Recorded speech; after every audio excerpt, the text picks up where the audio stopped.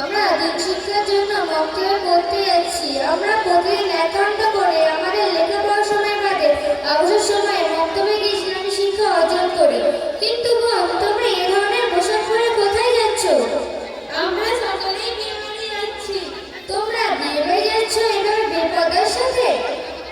কেন, এতে আমার অসুবিধা কি আছে? সেখানে তোমরা বেপরদা হয়ে পরপুরুষের সামনে যাবে, তা তোমাদের দেখবে একটু ভয়ে গোনা হবে।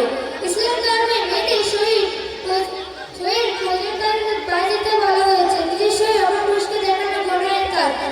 এই শিক্ষা আমরা মক্তব থেকে পেয়েছি।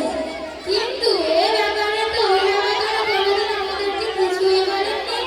তাছাড়া আমাদের ঘরের মহিলারাও তো আমাদের মধ্যে বেপরদার সাথে বাইরে বের হয়। আসলে দোষটা এখন তোমাদের নয়, তোমাদের অভিভাবকদের। দিনের কোনো জ্ঞান নেই, তাই তোমাদেরকেও মক্তব ভর্তি করেননি। এই জন্য পর্দার ব্যাপারে আল্লাহ ও নিষেধ সংক্রান্ত তোমাদের কিছুই জানা নেই।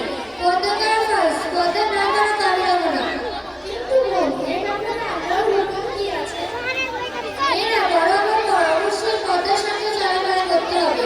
বোন, এ ব্যাপারে আল্লাহ কঠোরভাবে বলেছেন, না মানলে জাহান্নামের ভয়ঙ্কর আগুনে ভুগতে হবে। কিন্তু বোন, আজকাল বোরখাপরা মেয়েদেরকে দেখে কেউ মুখে ভূত বলা হয়। তাছাড়া তারা নাকি আধুনিক বা মডার্ন হয়। এটা তোমাদের ভুল ধারণা। যদি ছোট পোশাক পরলে মডার্ন হওয়া যায়, তাহলে আদিম মানুষরা জঙ্গলে বাস করত, তারা অনেক বেশি মডার্ন বা আধুনিক।